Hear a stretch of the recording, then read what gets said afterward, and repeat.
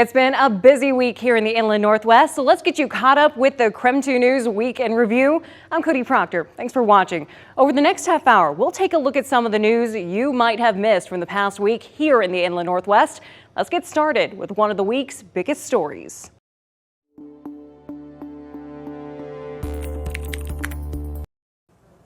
Yeah, there's been a lot of misconceptions and confusion about Spokane's Safe and Welcome ordinance and what it actually does.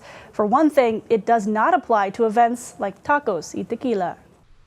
Spokane's Safe and Welcome ordinance is still awaiting the mayor's signature to take effect. Even when it does, though, it will be narrow in its scope and protections, says immigration attorney Hector Quiroga. The city and state public officials can't really limit a lot of the federal authorities. The ordinance expands existing city law to protect non-public events held on city property, blocking warrantless entry by immigration agents. If you have a warrant, they will be able to go into those events. So they're trying to just stop the random going into events without nobody really knowing, without even the ability of city officials to even ask for this paperwork. And it only applies to private events like weddings or block parties, not public celebrations like tacos y tequila, canceled this year out of fear of ICE raids. City Council spokesperson Lisa Gardner clarifies festivals like this can qualify by selling tickets or putting up boundaries and signs designating it non-public. But Quiroga doesn't see any of this as a barrier to immigration arrests. I don't think this is a deterrent, really. I think it is more about following the proper procedures to do what they need to do. He also believes the ordinance will come up against legal challenges. Not going to be said and forgotten, right? It's going to be challenged even in a minute where something does happen, maybe paperwork is missed. It's going to be challenged whether or not this ordinance is even within the scope of city and state power. Spokane Mayor Lisa Brown tells us she is waiting on a copy from the clerk's office. The law will go into effect 30 days after she signs it. Shannon Mowdy, KREM 2 News.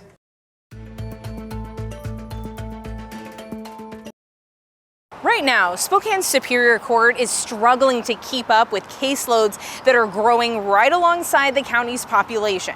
That's why the Spokane County Bar Association is asking the county to support adding 3 more Superior Court judges.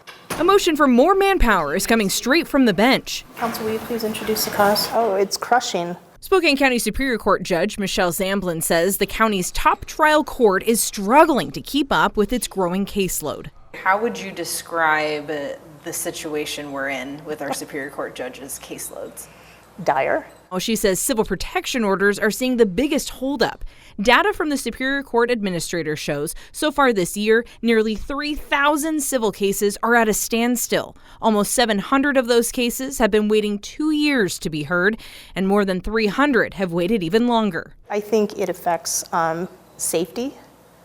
Even if you don't focus on the type of the hearing, it's just the hassle factor. People are taking time off work. They're fighting for a parking spot.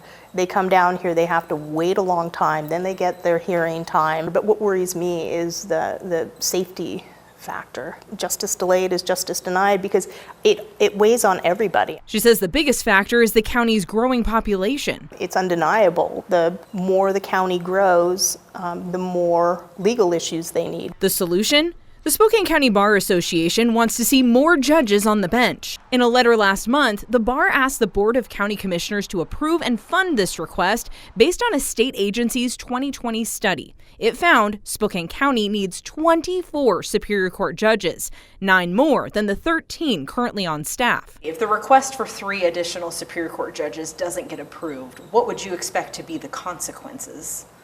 It's going to be more of the same, where it's the citizens of Spokane County aren't getting timely justice. I said it's a challenge because, like I say, they don't have that pot of gold that they can just scoop stuff out of. But I can tell you that from the court's perspective, there's nothing else for us to cut. Good luck to you, sir. So until more help arrives, Superior Court will keep working through its heavy docket, one case at a time. The Board of County Commissioners is expected to discuss the Bar Association's request for more judges at its meeting next week. Amanda Rowley, KREM 2 News. As we go to break, here's a check of your weekend forecast.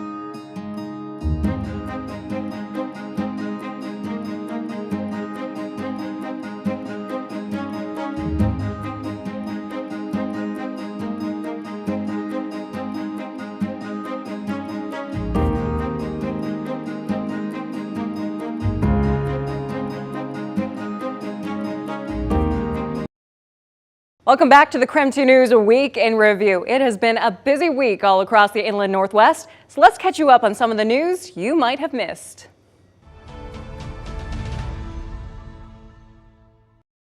As crews and fire officials still battle the Sunset Fire, a growing community group based in Athol is rallying around the Selkirk firefighters. The Sunset Fire has pushed North Idaho into a time of crisis. So it's been taxing. This happened in our backyard, right? Selkirk Fire Chief Jeff Armstrong says when the flames broke out, his crews and several other fire teams needed supplies like food and water, and they needed them fast. So we were trying to staff fire engines, fight the fire, make sure the public was safe, and run around and try to figure out how to feed and clothe and house these firefighters. Chief Armstrong told me he is grateful for the outpouring of support, and one small part of that community effort comes from a group based in Athol, Bestowing the Basics. One of the things I like to tell people is that we're not here to help poor people. We're just people helping people. Corey Lynn Smith founded Bestowing the Basics about 4 years ago. Her team of volunteers serves 19 North Idaho cities, providing necessities like food, toiletries, and clothing. With demand rising, her team moved into their first commercial space just 2 days before the Sunset Fire began. Well, I think first and foremost, I wish we could always do more for them. I feel they deserve more than what they get. And as the severity of the fire grew, her team stepped up to provide Selkirk Fire with drinks and lunches. And we just wanted to give back to them because they give us so much, especially this particular fire department. They really are about community, and they really made it possible for us to better serve the community because of them. Those firefighters are my friends' husbands, their kids. We have watched them grow and develop, and so it feels like family out on the line. Now, as the Selkirk Fire team continues battling the wildfire, Bestowing the Basics stands ready, waiting for the next call. Bestowing the Basics tells me that this is only the beginning of their support for North Idaho. I'm reporting in Athol, Regan Gallo, KREM 2 News. Behind me, you can see the smoke from the Bear Gulch fire. Federal agents confirm that 2 firefighters were arrested who were working that fire, and now state leaders want answers. Yeah, we got 4 eyes. This video shows Customs and Border Patrol agents moving in on crews working the Bear Gulch fire in the Olympic Peninsula. It's crazy, dude. King 5 spoke with one of the firefighters who was there. He wants to remain anonymous, but spoke with us over the phone. We went some place that I've never seen, and it was kind of weird because it's just one way, It's one way in, it's one way out. The firefighter says he and his teammates were stunned to see federal agents. We got members from the tribe of Umatilla, Cayuse, and Walla Walla. This is crazy, man. Look at that. Posted up. Even more shocked when they lined them up and started taking pictures of their IDs. Thank you, sir. Whenever you guys get a chance, exercise your tribal rights. On me, I had my ID, but I was still thinking, man, is this enough proof? We have a different crew over here. He says the 2 men who were arrested are respected crew members. They're discussing about fraud hours. CBP confirmed the two men are being held at a facility in Bellingham. The agency says the two are in the country illegally, and one of them has a previous order of removal. Oh yeah, they're good guys. He's been doing this for a long time. He has a lot of experience. He's everyone loves him. That kid is just he just goes, and he's I have a lot of respect for him. Governor Bob Ferguson says he's deeply concerned and his team is pressing federal agencies for answers. And Senator Patty Murray also criticized the move, calling it immoral and dangerous. It's just weird, it's scary. I just want to tell people, be safe, man. Like these people are just doing too much, and yeah, man, I just felt powerless. The Bear Gulch fire has burned nearly 9,000 acres and is still only 13% contained. It's expected to burn until winter. In Mason County, Bridget Chavez, King 5 News. Thank you for watching the KREM 2 News Week in Review. I'm Cody Proctor. It's been a busy week all across the Inland Northwest, so let's help catch you up on some stories you might have missed.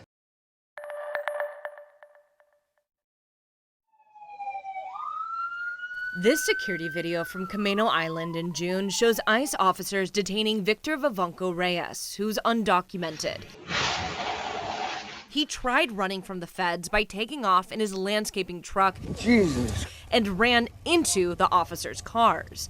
I don't think that was necessary. Neighbors say the response was overdone. I was shocked because you would think that he committed murder. Victor isn't a murderer. He is a father of a 3-year-old son. He was convicted last year of a gross misdemeanor and served 10 days in jail. All the hard work. We feel really defeated that he did do all of the work and he was becoming a very, very different person. And now, all of that is just gone. That's my little bro. That's my baby. Victor is expecting another son with his partner, Jessica Solano. She says his detainment is devastating for their family. It was like duck season, and they were having fun, or they were enjoying what they're doing, coming after people like that. Like the chase of it. The King 5 investigators found border enforcement had help chasing Victor down. From the state, federal court documents show before agents arrested Victor, ICE identified him by reading his license plate on the scene and knowing that vehicle was registered to him. This is information that can be obtained by searching for data from the Department of Licensing, or DOL. I feel like it was really odd that they were able to find him at one of the job sites that he was at. Look. Washington state agencies aren't supposed to share private data with the federal government for immigration enforcement. It's against the law.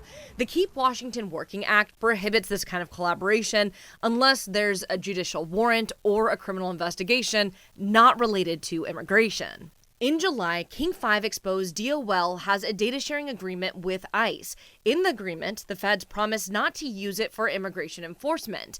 Since Trump's election in November, we found the feds' use of this database skyrocketed, up 188%. After that story, we've learned DOL's Deputy Director Alejandro Sanchez held a meeting with community advocates like the ACLU, Northwest Immigrant Rights Project, and UW.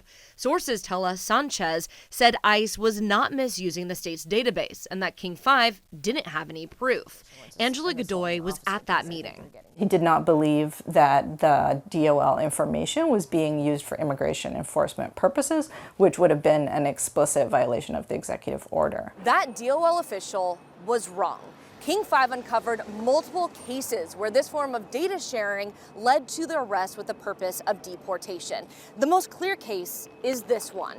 Federal agents detained an undocumented man named Wilmer with no criminal record in Kirkland. In their notes, ICE officers wrote they conducted surveillance outside his home in May, saw a car parked near the residence, then ran a query of Washington State Department of Licensing records. That search revealed the vehicle was registered to Wilmer. With the help from DOL, they knew they had their man. We brought this case to DOL. They sent a statement saying King was wrong again. We confirmed, they wrote, no search was made by ICE leading to Wilmer's arrest. A day later, DOL backpedaled.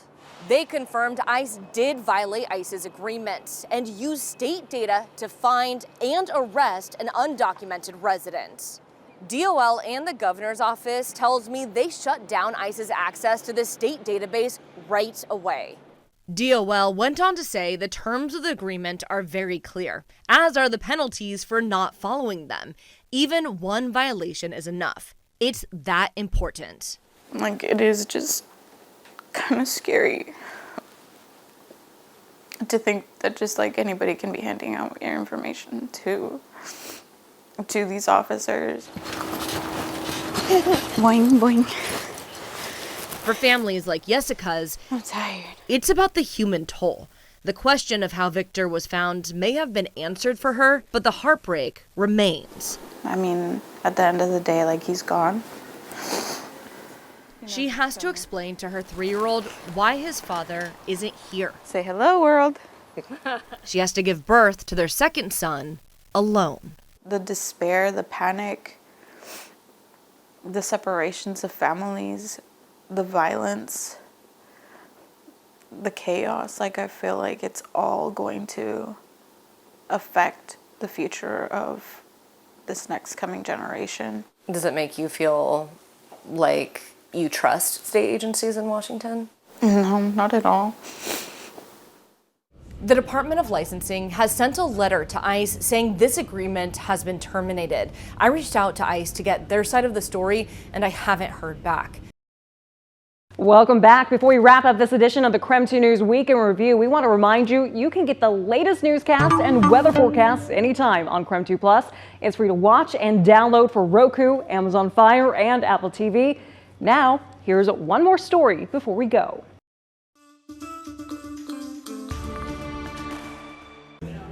Well, Pig Out in the Park is officially up and running for folks to come out and enjoy. Really, it opened right now at 11:30, and it is full of people trying to enjoy the lunch break here. And so we are just kind of going through what is available for people. Oh, people are very, very excited. We're gonna take a little walk and show you guys what you can expect. So we have Boba King, we have fried donuts, obviously, fried Oreos, so many different things like Philly Express. You know, I'm actually gonna talk to one of my friends over here. Hey guys, what are you guys eating today? Huckleberry ice cream. Huckleberry ice cream, is it delicious? It's delicious. Is it the only thing you have had today? No, but I should have started with this. Okay, what did you have today? Pulled pork nachos. Okay. They're delicious. Delicious, everything. How about you, my friend? Ice cream and pulled pork ice cream. You know, that's a common thing here with you two. I love that. We share it. Perfect. Awesome. Well, thank you so much. Have a great day, guys. Awesome. And so there's a ton of different people with a ton of different options as well. Just enjoying the outdoor space. The weather is absolutely beautiful to go outside and enjoy. There are over 68 vendors here at Pig Out in the Park, and over close to 90 concerts rather, for people to come out and enjoy. 45 public markets for people to come out and see as well. There are a ton of different things that people can come out and enjoy. So it's not just a lunch break thing, it's more so just coming out and enjoying the space while you can. Now, according to the Pig Out in the Park, the close to 80,000 expected visitors create an economic impact of over $6.5 million here for the Inland Northwest. So a big economic driver here this summer is Pig Out in the Park. So the Pig Out in the Park festival goes from today, Thursday, up until Labor Day on Monday. So come out and enjoy something for lunch, something for dinner, whatever you'd like. It's going to be here at Riverfront Park, like I said, up until Labor Day. Back to you. Thanks for joining us for the KREM 2 News Week in Review. Be sure to keep it here on KREM 2 for more news throughout the weekend. I'm Cody Proctor. Thanks for watching.